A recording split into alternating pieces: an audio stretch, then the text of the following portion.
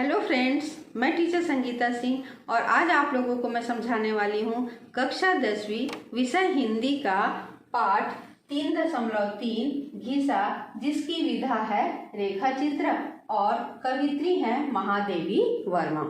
विधा को सबसे पहले समझ लेते हैं रेखा चित्र। रेखा चित्र अंग्रेजी के स्केच शब्द का हिंदी रूपांतर है।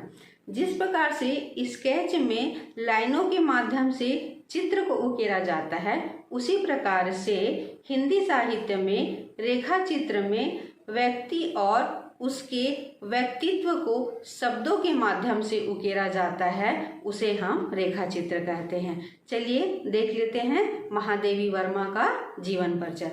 महादेवी वर्मा का जीवन परिचय, इनका जन्म देखते हैं तो जन्म 1907 में फर्रुखाबाद, उत्तर प्रदेश के फर्रुखाबाद जिले में हुआ था। इनकी शिक्षा जो है वो 1932 में प्रयाग विश्वविद्यालय से संस्कृत में इन्होंने जो है वो स्नातकोत्तर की उपाधि प्राप्त की हुई थी। इनका जो है वो गद्य और पद्य दोनों में ही जो है वो समान अधिकार था। हिंदी साहित्य में संस्मरण और रेखा चित्र को प्रारंभ करने का श्रेय महादेवी वर्मा को ही जाता है। इन संस्मरणों में कोमल मानवीय भावनाओं की अभिव्यक्ति हृदय स्पर्शी एवं मार्मिकता से हुई है। महादेवी वर्मा के जो पात्र हैं वो गरीब, अनाथ, सुख से वंचित, समाज से प्रताड़ित परंतु ईमानदार तथा जीव जंतु का भी वर्णन महादेवी वर्मा के द्वारा किया गया है। उन्होंने नारी की समस्याओं का भी बहुत ही प्रभावशाली ढंग से क्या किया है, वर्णन किया है। अगर इनकी भाषा को देखते हैं तो इनकी भाषा शुद्ध साहित्यिक खड़ी बोली है, साथ ही आवश्यकता अनुसार से देशज भाषा का प्रयोग भी इनकी रचनाओं में दिखता है। चलिए देख लेते हैं इनकी रचनाओं को, जिनमें प्रसिद्ध काव्य संग्रह हैं निहार, रश्मि, निर्जा, सांध्य गीत, दीपशिखा। साथ ही बहुत सारी महादेवी वर्मा ने गद्य रचनाएं लिखी हैं, जिनमें अतीत के चलचित्र, स्मृति की रेखाएं, मेरा परिवार, पथ के साथी, छड़दा आदि बहुत सारी गद्य रचनाएं भी महादेवी वर्मा के द्वारा लिखी गई हैं। और इन्हीं काव्य संग्रह तथा गद्य रचनाओं के लिए महादेवी वर्मा को बहुत सारे पुरस्कारों से भी सम्मानित किया गया है, जिनमें सबसे ज़्यादा प्रसिद्ध यामा के लिए इनको जो है वो मंगला प्रसाद पारितोषिक पुरस्कार, साथ ही निर्जा के लिए शेक्सपियर पुरस्कार से इनको सम्मानित किया गया है। और पद्म भूषण अलंकार, भारतीय ज्ञानपीठ, साहित्य अकादमी एवं भारत भारती पुरस्कार से भी इनको सम्मानित किया गया है। साथ ही आधुनिक युग की मीरा की उपाधि भी महादेवी वर्मा को दी गई है। चलिए शुरू करते हैं घिसा की कहानी को। घिसा की कहानी में महादेवी वर्मा बता रही हैं कि लोग अपने अवकाश के समय को अपने दोस्तों से मिलने में, मनोरंजन के साधन में बिता देते हैं, लेकिन मैं उस समय भागीरथी के तट पर अर्थात गंगा के किनारे मैं व्यतीत करती हूँ। गंगा के किनारे पर एक पुराना खंडहर है, वहाँ पर मैं अपने समय को बिताती हूँ। वहाँ पर गंगा की लहरें जब थपेड़े मारती हैं किनारों को, तब उन लहरों का आनंद लेते हुए महादेवी वर्मा अपना समय व्यतीत करती हैं। साथ ही शांत माहौल में उनके मन में अनेक प्रकार के विचार आते हैं। इस समय उनके हृदय में अनेक रचनाएं जन्म लेती हैं, जिन्हें महादेवी वर्मा अपनी लेखनी के माध्यम से लिखती हैं। महादेवी वर्मा गंगा के तट पर बसे हुए उन घरों का वर्णन करते हुए कहती है कि वहाँ पर जो घर बने हुए हैं वह मिट्टी के छोटे बड़े घर हैं, घरौंदे हैं, जो कि लिपे पुते हुए हैं। और वहाँ से जो है वो सुंदर सुंदर स्त्रियाँ जो है वो हाथों में घड़े लेकर के बाहर झुंड के झुंड निकलती हैं। और उनके जो घड़े हैं वो पीतल, कांसे, मिट्टी के बने हुए हैं। साथ ही जो स्त्रियों के परिधान के बारे में वर्णन करते हुए महादेवी वर्मा कहती है कि जो गांव वाली जो स्त्रियां हैं वो लाल बूटेदार साथ ही सूती वस्त्र जो है वो पहने हुए हैं। और अगर उनके श्रृंगार को देखें तो उन्होंने डूबते हुए सूर्य के समान 1 अंगुल के बराबर जो उन्होंने सिंदूर लगा करके रखा है। महिलाएं कान में लाख की सिक्के वाली बालियां पहन रखी हुई हैं, हाथ में शहर से लाए हुए चूड़ियां पहन करके रखी हैं, जिनके नग जो है वो हीरे के समान प्रतीत हो रहे हैं। कुछ जो है वो लाख की चूड़ियां पहनी हुई हैं और कुछ जो है वो हाथ में कड़े पहने हुए हैं। और ये सभी जो है वो नदी के तट पर सबसे पहले नदी में कुछ दूर उतरती हैं पानी के लिए। उसके बाद जो है वो घड़े भर करके महादेवी वर्मा को कुछ व्यथा के साथ और कुछ सुख के साथ गहरी मुस्कान के साथ महादेवी वर्मा को देखती हैं। महादेवी वर्मा और आगे बताती हैं कि वहीं पास पर जो है वो कुछ ग्वाल बालक हैं जो गाय भैंस को जो है वो चराने का काम कर रहे हैं, और साथ ही महादेवी वर्मा की और उन गाय भैंसों को आते देख करके लाठी पकड़ करके उसको हटाने का काम करते हैं। साथ ही वहाँ पर कुछ गडरिया भी हैं जो भेड़ और बकरी को चलाने का कार्य कर रहे हैं। अगर वो भी महादेवी वर्मा की तरफ आने की कोशिश करते हैं तो वह जो गडरिये हैं वो उन भेड़ बकरियों के कान को पकड़ करके उनको क्या कर लेते हैं, दूर हटा देते हैं। कुछ मजदूर हैं जो दूध बेचने के लिए गए रहते हैं, कुछ शहर से वापस आते रहते हैं। सभी जो है वो महादेवी वर्मा को नमस्कार करते रहते हैं। इन सब के बीच में रह करके महादेवी वर्मा के मन में कई प्रकार के विचार आते थे, और इन विचारों के बीच में महादेवी वर्मा के मन में पता नहीं दलित और असहाय बच्चे लोगों को कब पढ़ाने का मन जो है उनके मन में आ गया। और वैसा ही हुआ, कुछ बच्चे जो है वो पीपल के पेड़ के नीचे इकट्ठे हो गए और महादेवी वर्मा ने उनको जो है वो पढ़ाने का कार्य शुरू कर दिया, और उनमें उसको जो है वो सफलता भी प्राप्त हुआ। महादेवी वर्मा कहती हैं कि वे जिज्ञासु, और वे इतने जिज्ञासु थे कि उन्होंने जो है वो कानों में बालियां पहन रखी थी, हाथों में जो है वो कड़े पहन रखे थे। कुछ बच्चों ने जो है वो अपने उम्र से जो है वो बड़े कपड़े पहन करके रखे थे, और कैसे कपड़े पहन करके रखे थे, जैसे खेतों में जो है वो चिड़ियों को भगाने के लिए जो कपड़े पहने रहते हैं उसी प्रकार से कुछ बच्चे जो है वो कपड़े पहने हुए थे।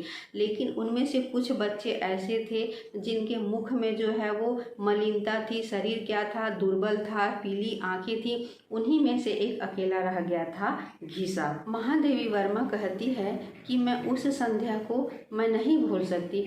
उस संध्या में नाविक जो है वो बार बार लहरों को जो है वो देख रहा था, और मेरी जो सेविका थी भक्तिन, वह कापी किताब पुस्तक को समेट करके नाव में रख रही थी। यहाँ पर महादेवी वर्मा भक्तिन के बारे में बता रही हैं कि भक्तिन जो है वो क्या है, उसकी सेविका है, लेकिन लगातार 10 वर्षों तक काम करने की वजह से वह अपने आप को अभिभाविका समझने लगी। महादेवी वर्मा कहती है कि उस अंधेरे में मैंने एक नारी को आते हुए देखा जिसकी आंखें छोटी थीं लेकिन नमी से भरी हुई थी, और जिन्होंने गाढ़ी किनारी साड़ी पहनी हुई थी, और उसके पास में एक छोटा सा बालक था जो अर्धनग्न था, जिसके कंधे पर हाथ रख कर वह उस दुर्बल बालक को अपने पैरों से चिपकाए हुए थे, जिसे महादेवी वर्मा ने ठीक से नहीं देखा था। वह स्त्री ने रुक रुक कर कुछ शब्दों के माध्यम से और कुछ संकेतों के माध्यम से महादेवी वर्मा को कुछ कहा, और उन शब्दों को महादेवी वर्मा इतना ही समझ पाई कि वह स्त्री जो है वो दूसरे के घरों में लिपने पोतने का कार्य करती है, और उसका बालक जो है वो इधर उधर घूमते रहता है। तो वह स्त्री बस इतना ही चाहती है कि वह उसे, जहाँ पर वह महादेवी वर्मा शिक्षा देती है, वहाँ पर उस बालक को बैठा ले ताकि वह बालक कुछ सीख सके। महादेवी वर्मा बताती हैं कि दूसरे रविवार को मैंने उसे क्लास के सबसे पीछे दुबके हुए बैठे देखा। उसका शरीर पक्का रंग, बदन गठीला, सुडौल, आंखें पीली और शरीर एकदम निस्तेज था। होंठ पतले और दबे हुए थे। सिर पर छोटे छोटे खड़े खड़े बालों की उग्रता थी। मुख संकोच से उग्रता लिए हुए था। हड्डियों वाली गर्दन, झुके हुए कंधों से और कटे फटे नाखूनों से ऐसा लग रहा था जैसे ड्रामा में विष्णु बनने वाले की नकली भुजाएं थी। कहने का मतलब है बस ऐसा ही था घीसा, जिसके न नाम में कवित्व था न शरीर में। घीसा की सचेत आंखें इतनी जिज्ञासु थीं कि वह निरंतर महादेवी वर्मा को देखते रहती थी और ऐसे लगता था जैसे मानो महादेवी वर्मा की सारी विद्या को जो है वो सीख लेना चाहता है। बच्चे घीसा से खिजे खिजे रहते थे और खिजे खिजे रहने का कारण ये था कि किसी की नानी ने तो किसी की बुआ ने घीसा से दूर रहने की सलाह जो है वो बच्चों को दी हुई थी, तो किसी की दादी ने जो है वो कान पकड़ करके उसको दूर रहने की जो है वो सलाह दी हुई थी। और इसका कारण घीसा का बाप घीसा के जन्म लेने से पहले ही उसकी मृत्यु हो गई थी और माँ उसको अपने सीने से लगाए हुए बंदर के बच्चे के समान पकड़े हुए काम पर जाती थी तब उसे एक ज़मीन पर जो है वो लिटा देती थी और लिटा करके वो क्या करती थी, काम करती थी। तो वहीं वह बालक घिसट घिसट करके चला, इसीलिए उसका नाम घिसा पड़ गया और यहीं पर उन्होंने जो है वो जीवन की प्रथम पाठशाला की सार्थकता का अनुभव किया था। प्रथम अनुभव के साथ साथ नाम की योग्यता को भी सार्थक करता जाता। आगे महादेवी वर्मा घीसा के पिता के बारे में बता रही हैं कि घीसा का पिता क्या था, बहुत ही स्वाभिमानी था।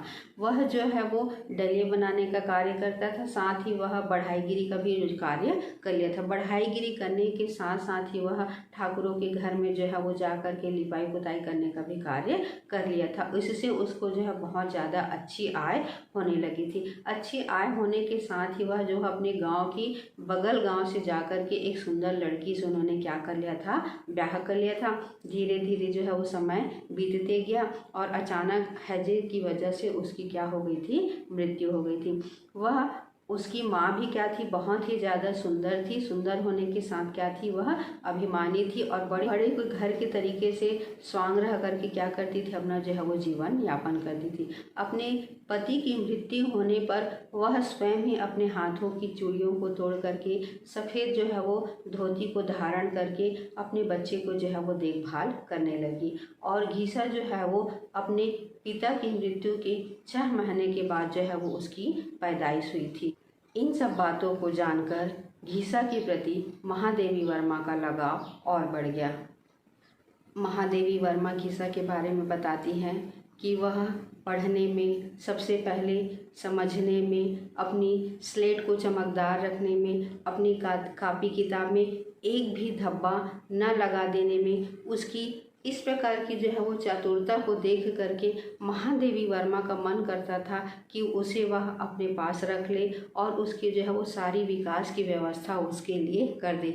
लेकिन कहीं ना कहीं उसकी माँ के बारे में सोच करके कि वह अपनी माँ का एकमात्र सहारा है, वह सोच करके वहीं रुक जाती। बालक के बगैर उसके माँ का जीवन दुर्वाह हो जाएगा, यह भी महादेवी वर्मा से छुपा नहीं था। इसीलिए महादेवी वर्मा ने उसे उसी कठिन परिस्थितियों में उसे छोड़ दिया था। महादेवी वर्मा आगे बताती हैं कि शनिवार के दिन वह बालक पीपल के पेड़ के नीचे को गोबर और मिट्टी से लीप करके साफ सुथरा करता था और रविवार को जैसे ही उसकी माँ काम पर जाती थी, अपने फटे कपड़े कमीज को पहनकर और एक छोटी सी फटे कपड़े में जो है वो रोटी और गुड़ का डलिया लेकर के वह अध्ययन अध्यापन करने के लिए महादेवी वर्मा के पास आता था।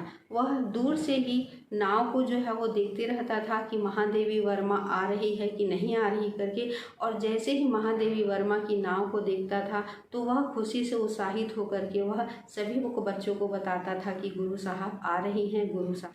महादेवी वर्मा कहती हैं कि वह मेरी शीतल पाटी अर्थात चटाई, बैठने का जो कपड़ा होता है उसे शीतल पाटी कहा जाता है, उसको वह बार बार साफ सुथरा करके मेरे बैठने की जगह पर उसे रखता था। महादेवी वर्मा आगे बताती हैं कि मैं महीने में सिर्फ 4 ही दिन जो है वो जा पाती थी। कभी कभी तो आधी छुट्टी दे करके मुझे वापस लौटना पड़ जाता था और इतने कम समय में मैं बच्चों के साथ जो है वो हृदय से जुड़ गई थी। महादेवी वर्मा कहती है कि मुझे वह आज भी दिन याद है जब बच्चों को मैंने जो है वो स्वच्छता का पाठ पढ़ाया था और उस स्वच्छता के पाठ में मैंने बच्चों को बोला था कि आप सभी को जो है वो हाथ मुँह धो करके स्वच्छ कपड़े पहन करके आना है। दूसरे दिन रविवार को कुछ बच्चों ने जो है वो जैसे के थे वैसे ही कपड़े पहन करके आ गए थे। कुछ बच्चे जो है वो हाथ मुँह धो करके आए थे। कुछ बच्चे जो है वो कपड़े ही नहीं पहने थे, वैसे ही खुले बदन आ गए थे। लेकिन घीसा क्या था, उस दिन जो है वो गायब था। तब महादेवी वर्मा ने जानने की कोशिश की कि आखिर घीसा गायब क्यों था। तब करके बच्चों ने बताया कि घीसा ने माँ को कपड़े धोने का साबुन लेकर के आने के लिए कहा। माँ ने कहा कि कल मजदूरी मिलेगी तब वह साबुन लेकर के आ जाएगी, और दुकानदार ने अनाज लेकर साबुन देने से मना कर दिया। आज उसकी माँ को मजदूरी मिली है, आज उसकी माँ साबुन लेकर के आई है, अतः घीसा गंगा तट के किनारे कपड़ा धोने के लिए गया है, क्योंकि गुरु साहब ने कहा है नहा धो करके स्वच्छ कपड़े पहन करके आना है। घीसा के पास कपड़ा क्या था, किसी दयावती का दिया हुआ कपड़ा था। उसे वह धो करके पहन करके आया, वह भी क्या था, गीला था। इसे देख करके महादेवी का मन रोम रोम जो है वो गीला हो गया। महादेवी वर्मा को समझ में आया गुरु द्रोणाचार्य ने भील शिष्य से कैसे अंगूठा कटवा लिया था। पता नहीं महादेवी वर्मा को क्या सूझा। एक दिन महादेवी वर्मा ने जो है वो 5-6 सेर जलेबियाँ जो है वो बच्चों के लिए लेकर के चले गए। उसमें से कुछ तौलने वाले की गलती की वजह से कि कुछ की वजह से सभी बच्चों को जो है वो 5-5 जलेबियाँ मिली। कुछ बच्चों की शिकायत है कि हमें कम मिला है, कुछ बच्चों की शिकायत है कि हमारा छीन लिया है, कुछ बच्चों की शिकायत थी कि मुझे छोटे भाई के लिए चाहिए, किसी बच्चे की और जो है वो शिकायत थी। इसी बीच घीसा कहीं खिसक करके चले गया। तो एक बच्चे ने बताया कि घीसा ने क्या किया है, एक छोटे से कुत्ते के बच्चे को क्या किया है, पाला है। तो फिर जब घीसा वापस लौट करके आया तब उसने बताया कि वह जो है वो अपनी माँ के लिए जो है वो 2 जलेबी जो है वो घर की जो खप्पर होता है उसमें क्या करके आ गया, उसको खोज करके आ गया है, और 2 जलेबी उन्होंने क्या कर लिया है, स्वयं खा लिया है, और 1 जलेबी को क्या किया, उसने जो है वो कुत्ते के बच्चे को जो है वो खिला दिया है। महादेवी वर्मा ने पूछा कि तुम्हें और चाहिए क्या, तो उन्होंने जो है वो संकोच से जो है वो आंखें चुरा ली। और चुराने का कारण ये था, उसे ऐसा लगा कि वह कुत्ते के पिल्ले को क्या किया है, जलेबी कम दिया है, तो उसके लिए जो है वो और जलेबी उसे चाहिए था। वर्मा कहती है कि होली के पहले की घटना भुलाए नहीं भूलती है। उस समय हिंदी और मुस्लिम में वैमनस्य बढ़ रहा था, लड़ाई झगड़ा बढ़ रहा था। वह लड़ाई झगड़ा जो है वो अपने चरम स्थिति में था, पता नहीं क्या हो जाएगा, कोई नहीं जानता था। घीसा जो है वो 2-4 सप्ताह से जो है वो पाठशाला नहीं आया था, तो महादेवी वर्मा को उसके लिए उसकी चिंता हो रही थी। जाकर के उसने पता किया तो पता चला कि वह घीसा जो है वो ज्वर से तड़प रहा है। तो महादेवी वर्मा ने उसके लिए जो है वो दवाई की व्यवस्था कर दी थी। कुछ समय तक उसकी माँ जो है उसके साथ में रही, और साथ ही जो है वो काम में जाना था, इसलिए वह उसे अंधी बूढ़ा के सहारे छोड़ करके वह काम में जाने लगी। आगे महादेवी वर्मा कहती है कि इतवार को शाम को मैं बच्चों को विदा करके जब मैं घीसा से मिलने जा रही थी तो पीपल पेड़ के नज़दीक पहुंची ही थी, वैसे ही मैंने घीसा को आते हुए देखा। इतने दिनों के ज्वर के बाद मुझे ऐसा लगने लगा था कि उसे सन्नीपात ग्रस्त तो नहीं हो गया था, उसका शरीर सूख गया था। उसके शरीर में इस तरीके से लालिमा पड़ गई थी जैसे लोहे का टुकड़ा धीरे धीरे लाल लाल गर्म होता है।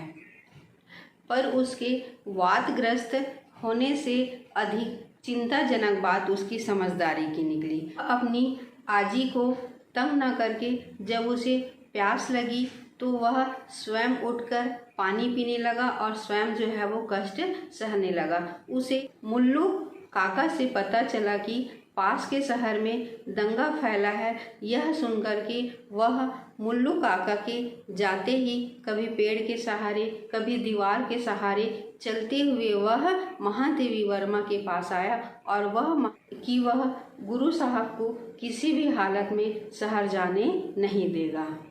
जब घीसा ने कहा कि वह महादेवी वर्मा को शहर जाने नहीं देगा तब महादेवी वर्मा की समस्या जो है वो जटिल हो गई। एक तरफ तो वह सोच रही थी कि ऐसी हालत में जो है वो बालक को छोड़ करके, घीसा को छोड़ करके वह कैसे जाए, लेकिन उसका जो है वो शहर जाना भी जरूरी था। उसे पता ही नहीं चला कि एक आज्ञाकारी शिष्य घीसा कैसे जो है वो एक हठी बालक में जो है वो बदल चुका था। वह महादेवी वर्मा को शहर जाने ही नहीं दे रहा था। फिर महादेवी वर्मा के मन में अचानक ख्याल आया और उसने कहा कि तुम्हारे जैसे रेल में बैठ करके आए और बहुत सारे बच्चे हैं जो साल भर में एक बार ही अपने परिवार वालों से मिल पाते हैं। ऐसा सुन करके घीसा जो है वो महादेवी वर्मा को छोड़ करके जाने के लिए तैयार हो गया। अगर वह छोड़ करके जाने नहीं देगा तो उसका भगवान उससे नाराज हो जाएगा। महादेवी वर्मा कहती है कि मुझे आपत्ति से बचाने वाले, तपते शरीर में घसीट कर पहुँचने वाले घीसा को मैं जब उसके घर में खटिया में सुला करके मैं वापस लौटी, तब मेरे मन में कौतूहल बना हुआ था। इसके उपरांत घीसा अच्छा हो गया। वह रोज पीपल के पेड़ के नीचे गर्मी के थपेड़ों को खाते हुए, धूल भरी आंधियों का सामना करते हुए वह पीपल के पेड़ के नीचे बैठे रहता था। वह पुस्तक को झाड़ता, साफ करता तो ऐसा लगता था मानो जैसे कोई ब्रह्मचारी तपोव्रती वहाँ पर आकर के तप करता था, जिसका ध्यान भंग करने के लिए धूल के थपेड़े वहाँ पर आते थे। महादेवी वर्मा कहती हैं कि समय का पता ही नहीं चला। अब मुझे उन लोगों को छोड़ देना था। मन जो है वो अस्थिर हो रहा था, समझ में नहीं आ रहा था कि मैं क्या करूं। कुछ बच्चे जो है वो उदास हो रहे थे, तो कुछ बच्चे जो है वो छुट्टियों का आनंद लेंगे करके सोच रहे थे। कुछ बच्चे जो है वो सोच रहे थे कि अवकाश के दिनों को चूने से या चाक की लकीरों से खींच के माध्यम से क्या करेंगे, गिनेंगे। कुछ बच्चों के सामने समस्या थी कि अपने जो 8 पृष्ठ की जो पुस्तकें थी उनको जो है वो कैसे जो है उनके घरों के छत से जो पानी चूहता है उनसे वो कैसे बचाएंगे। कुछ की समस्या हो रही थी कि वह जो है वो अपने पुस्तकों को चूहे को कुतरने से कैसे बचाएंगे। इन सब के बीच में जो है वो महादेवी वर्मा जो है वो सिर्फ एक ही को तलाश कर रही थी, वह था घीसा। और घीसा आज भी जो है वो अकारण कहीं गायब था। महादेवी वर्मा कुछ चिंतित थी, मन भारी हो रहा था। वह घीसा को ढूंढ रही थी, मन विचलित हो रहा था, क्योंकि उस समय डॉक्टरों ने उनको पेट में फोड़ा होने की आशंका बताई हुई थी। उन्हें लग रहा था कि वह दोबारा यहाँ आ पाएंगी कि नहीं आ पाएंगी। पहुँचते पहुँचते शाम होने वाली थी। कुछ घर में दिए भी जल गए थे। महादेवी वर्मा को कहीं से एक काला धब्बा आते हुए दिखाई दिया। उसे लगा कि वह मानो घीसा ही है करके, क्योंकि वह पूरी संवेदना के साथ जो है वो महादेवी वर्मा को विदा देना चाहता है। परंतु उस उपेक्षित बालक के मन में मेरे लिए कितनी ममता और मेरे विक्षोभ के लिए कितनी व्यथा थी, यह जान लेना शेष था। नज़दीक आकर के उस काले धब्बे वाले बालक को देखा तो वह नंगे बदन, दोनों हाथ में तरबूज लिए हुआ था और बीज से कटा हुआ भाग गुलाबी फूल के समान दिखाई पड़ रहा था। घीसा के पास न पैसा था न खेत था। महादेवी वर्मा के वह मन में संदेह होने लगा, कहीं उसने उसे चुराया तो नहीं है। फिर महादेवी वर्मा के मन में आया कि खरे सोने को छुपाने वाला, इस मलिन शरीर को बनाने वाला ईश्वर उस बूढ़े आदमी से भिन्न है जो सोने की मुहरों को कच्ची मिट्टी की दीवार पर छुपा करके निश्चिंत रहता है। गुरु साहब से झूठ बोलना भगवान से झूठ बोलने के समान लगता था। घीसा तरबूज को बहुत पहले से खेत में देख करके आ गया था, लेकिन आज उसकी माँ को काम से आने में देर हो गई तो वह खेत के लड़के के पास स्वयं चले गया और वहाँ खेत वाले का लड़का था जिसकी नज़र घीसा के कपड़ों पर बहुत दिन से थी। वह घीसा को सुनाता था कि जिसकी भूख जूठी पत्तल से बुझ सकती है, उसके लिए परोसा लगाने वाले पागल होते हैं। और घीसा आज तरबूज नहीं लेता तो कल उस तरबूज का क्या करता, इसलिए उसने जो है वो कुर्ता खेत मालिक के लड़के को जो है वो दे करके आ गया। इसके लिए महादेवी वर्मा को चिंता करने की आवश्यकता नहीं है, क्योंकि गर्मी का दिन है और गर्मी के दिन में कपड़े पहनने की आवश्यकता नहीं है, और जो पुराने कपड़े हैं वो कहीं बाहर आने जाने के लिए काम आ जाएंगे। तरबूज सफ़ेद ना हो इसलिए कटवाना पड़ गया, और मीठा ना हो इसलिए उसे जो है वो चख कर के भी देखना पड़ गया। गुरु साहब सोचती है कि अगर गुरु साहब इस तरबूज को ना ले तो घीसा रात भर रोएगा, और अगर वह उस तरबूज को ले ले तो और ले जाए तो वह नहा धो करके रोज़ पेड़ के नीचे पाठ को दोहराता रहेगा, और अवकाश में आने के बाद वह उसे सुनाएगा, और छुट्टी के बाद पूरी किताब लिखकर दिखा सकेगा। महादेवी वर्मा इन सब बातों को सोचकर प्रलब्ध हो रही हैं और सोच रही हैं शायद ही ऐसा गुरु दक्षिणा इस गंगा तट के किनारे किसी को मिला होगा। इस दक्षिणा के सामने सारे आदान प्रदान फीके जान पड़े। फिर गुरु साहब कहती है कि मैं घीसा के लिए कुछ व्यवस्था करके, कुछ बंदोबस्त करके फिर मैं वहाँ से चले गई। कुछ महीनों तक मुझे उसका ना समाचार मिलना स्वाभाविक था। जब मुझे अवकाश का समय मिला तब मैं जब वहाँ वापस आई तब घीसा को भगवान ने सदा के लिए पढ़ने से उसे अवकाश दे दिया था। आज यह कहानी दोहराने की मुझ में शक्ति नहीं है। आज के कल के दिनों में, दिनों के माह में वर्ष के बन जाने पर दार्शनिक के समान धीर भाव से जीवन का उपेक्षित अंत मैं बता सकूं। मेरे लिए उतना ही पर्याप्त है कि मैं उन मलिन मुखों में उसकी छाया ढूंढती रहूं। तो बच्चों, ये था घीसा और घीसा की गुरु दक्षिणा की कहानी। और अगर आज आप लोगों को यह पाठ समझ आया होगा तो मेरे वीडियो को like, comment, share and subscribe कीजिएगा।